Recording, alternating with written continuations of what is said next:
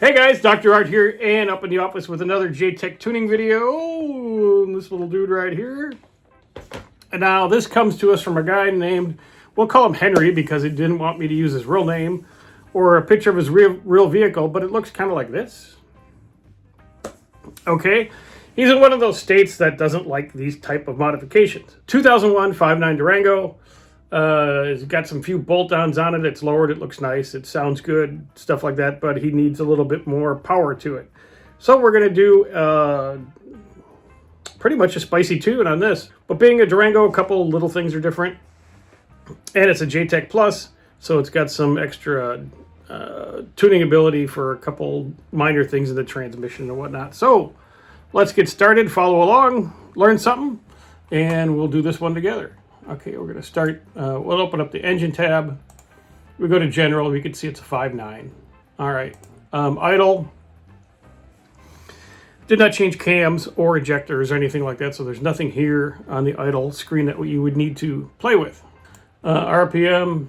Then we go to our airflow tab. Now, what we need to do today is with our wide open throttle map depression. Okay, and you can see this being an 01. This engine doesn't go stupid till about 6,400 RPM, right? Not too bad, but we want to change that. We want to knock this up to about, let's say 6,400. So we open up this extra little screen here and click in the last box where that says 5378. And you're going to type in 6,400. And you're going to hit enter. It's going to change that. Then you grab this little you grab your entire screen, highlight the whole table, and click your interpolate button. And it gives you this nice smooth ramp now.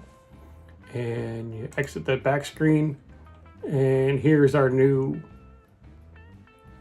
settings for our map sensor. All right, all good. So what we're going for, everything we're going to change to 6,400 RPM. Keep that in mind. All right. Nothing else to do here. Exhaust, nothing to do here. Fuel. Okay. Couple things. Stay away from your pulse width unless you're changing injector size and all that kind of stuff, but we're not going to do any of that today. The rest of this you can leave alone. Oxygen sensors, disable O2 heaters and things like that, higher RPM. We don't need to worry about anything about that. Okay, our open loop. Fuel base EGR off. And then same kind of thing we want to do here. The fuel table goes out at about 6,000 RPM. To make everything happy, we want to go to 6,400. So we'll click our engine speed, brings up the back screen. Again, that last box where it says 6016. Click on that and you type in 6,400. And you want to highlight from about 1408 all the way up to your new 6,400. Hit your interpolate button. Smooths out your graph. And now we have our new fuel table, which is going to match our map table, which is going to match all the rest of the stuff we're going to change. No need to change anything here. Like I said, we're not changing injectors or anything like that. We just want to make sure our RPM tables have changed. Once you got that done, you close this. We look with the EGR on. Again, these don't have an EGR valve, but the table has changed. That's all you need to know about. That's it. Easy. Okay, power enrichment. Okay, we want to do power enrichment by RPM. Okay, same thing here. Click on engine speed, change that table to 6,400. Grab on this one, same thing, grab from 1408 all the way up to your 6,400. Hit the interpolate button, smooths out the graph. There is your new wide open throttle fuel adder table. All right, now here's, now this has, like I said, does have some bolt-ons. It's got a full exhaust, no cats. Cold air intake. He said he did some work on the throttle body and stuff like that. So on a stock engine without the mod, you want to add about 8%. This one, we're going to go from, again, our 1408 all the way up to our 6,400. And we're going to add 9% because that extra 1% makes a difference. With the add-ons, and with the headers and stuff, so we're not going lean, yada, yada, yada. 1.09 times. There's your new fuel table. Now, if you look here on these JTECs, some of these will do this to where you're adding a, your 1.4, 1.4, 1 point, and it starts to add less fuel here for some reason as the RPMs go up. Don't really like that, so what I like to do is I like to copy this right here, highlight those, paste that new number in, paste that new number in, paste that new number in, and so on. We could have entered it up here too if you really wanted, but a few clicks and stuff like that. Now we have wide open throttle fueling all the way to the top of the RPM band, not just to 4,000 RPM where the government overseers like to have it. This will make sure we have plenty of fuel all the way up in the RPM pattern, so we can make power all the way up to the top, maybe like when this thing runs out of camshaft. All right, easy enough, following along? Okay, great. Close that screen. Nothing else to do here, okay? We can move on. Deceleration fuel cutoff, not super necessary, but I like to change this all to 6400 also.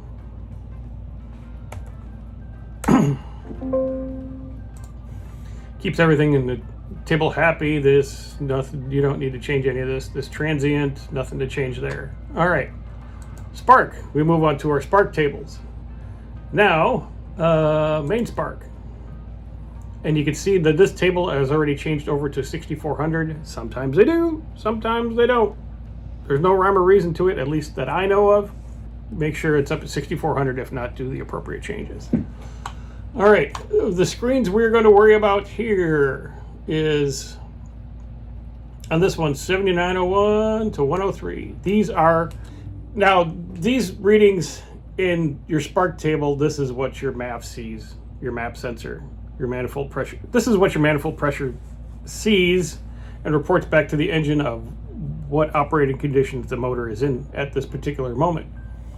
Now this one isn't bad. I got to suspect this was probably like a Durango GT or something like this, because it's got a pretty good spark up to 6400. Usually these are about in the low 20s, which makes me think someone may have been in here in the past, but that's okay. And he wanted to turn this up. Again, he's not afraid of using like a 93 octane. So we're going to go from 3200 all the way up to 6400, and we're going to make those 32 degrees. All right. The rest of this isn't bad. Again, this is how this works. These areas up here on top, this is deceleration going downhill when the engine's in pulled vacuum. These areas here, these next three lines basically are daily driving, cruising, highway speeds, light load, fill in the blank. And then everything below the line here is going to be high load, wide open throttle, where all your power comes from. So not a lot to adjust on this one. Let's take a look at the spark table. Looks pretty good. I don't know what this is right here, where this all falls off. These are some of the lower settings I'm not going to really worry about, but this higher line here, this is our, let's smooth this out a little bit. This is our wide open throttle area. All right. And we can actually bring those down just a hair.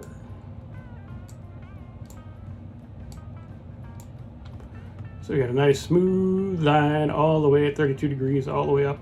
See, we're at 30 here, then 32. So I like this. We're in good shape. And then what you want to do with this table, highlight in the corner up here, copy it, close this screen, go to your EGR on table, click in that same upper corner, hit paste, and that puts your new values into this second table. Again, these engines do not have an EGR valve, so on and off doesn't make a difference, so we just make the tables match. Everybody's really happy. Okay? Warm spark. I like to do the same thing here. I like to paste in these values into this screen also. And then this thing's just going to run beautiful. Wide open throttle modifier. It's got some things for wide open throttle. In this lower RPM range, we don't really need anything. You're never going to see wide open throttle at these settings in here. So let's just make these 0.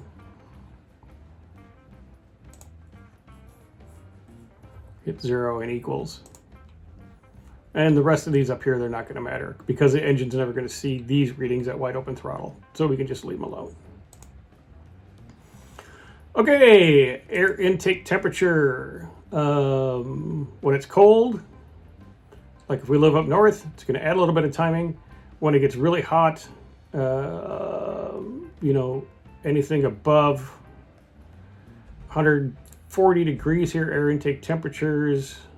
These are okay. I don't mind this. If we got a 200 degree air intake temperature, I'm okay with that taking out 4 degrees and 200 plus air intake temperature. There's something really wrong. So these tables I like. We can leave these alone. Coolant temp, same kind of thing here. When we anything coolant gets above 212 degrees, start pulling a degree, 230, 2 degrees, 2 to 3 degrees at 250 degrees. I like that. I'm okay with all that. Okay, looks good so far. There is a spark retard screen. You really don't have to do much here. Torque management, just leave it disabled. Trust me, you enable it, it does all kinds of weird stuff. You don't want to do anything. Moving on to your engine diag tab. Now this is where all your DTCs are, right? And for this particular vehicle, which will be off-road,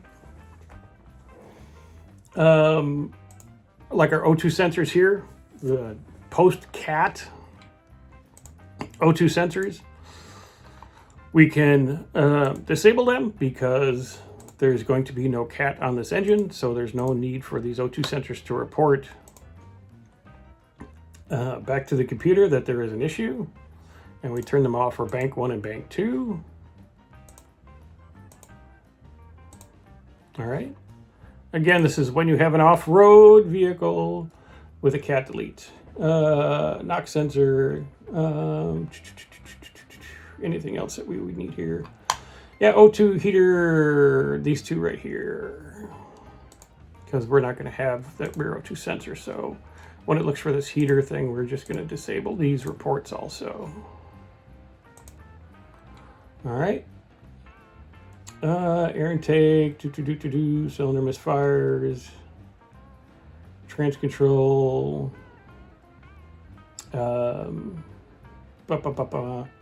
everything else here we can leave alone. There wasn't any particular request to change any of this information here. These other tabs, misfires, this is how you scale your map right here. If you ever want to get into that, that's where that is here. These are just some DTC counts for airflow and general errors and things like that. So we can be all done here. We move on to our trans button. Okay, general, we have an RE trans with 4th gear, so we get an overdrive. All right. Shift general, voltage of shift points and things like that. Shift scheduling, he said he didn't have any problems with when the engine shifts. We did turn it up. He did want his full throttle shift to shift up a little bit higher because right now it's about 4,800 RPM. He believes this engine has a little bit more, so we're going to turn these up 400 RPM, all of these settings here. So this is going to go from 48 to 5,200. So when you get to 5,200 RPM, At wide open throttle, it'll command the transmission to shift. It's got a high and a low, which is 50 RPM either direction. And you can just change those to 52 also. Type in 52 and it'll add the comma for you. So same thing with here.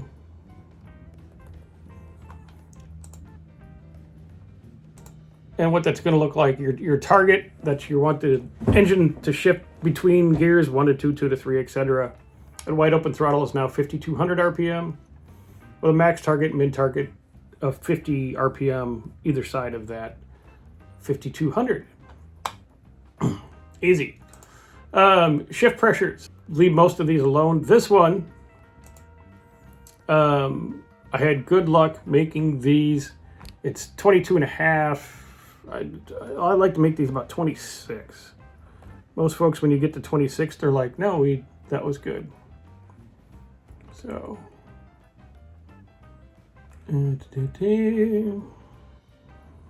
type in your 26, exit out, and you're good.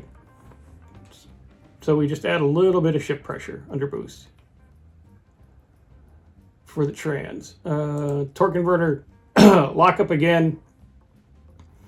No drivability issues. Everything cruises fine, stuff like that. We'll leave it alone. All right. The trans diag, we don't have to go into any of this. Everything is working fine with this trans. Fuel system is just fuel level indicator. We didn't change tanks, put in a fuel cell, anything like that. Leave it alone. Go to system. Now this is where if you were taking this computer and putting another vehicle, or taking this whole harness and computer and engine and putting it into an older retrofitted vehicle, your VATS and SCIM, this is where you would enable, disable, all that kind of stuff. Your cruise control limits, things like that. Nothing we have to do here. Electronically controlled fans. He's got the fans. He said they're good. No cooling issues. Nothing to do here. And nothing really to do much here at any of these screens. Just kind of an FYI on this system screen here. Speedo. We want to go to the speedo limiter. This is limited to 160 miles per hour. Pretty good, right? But I like to make these up to 188, so I know I was here. And presto changeo. Tune's all done. To write this back to the ECU, you click this ship here with the red icon. That's it for today, guys. JTEC Plus tuning video. If you learned something today, go ahead and give the video a thumbs up, like, subscribe, hype, do all that kind of cool stuff. If you would want something like this done for your own Dodge powered vehicle or a Jeep 4-liter with a JTEC computer right across here, boom, drartstuff21@gmail.com. Send me an email. We'll talk about it. You can either send me your ECU, or if you have an HP tuner, you can send me your file and I will update it for you. So, with that said, questions, comments, concerns below. Type in all your stuff, all your questions, all your silly responses. It's all welcome. Appreciate each and every one of you, and we'll see you next time. Thanks.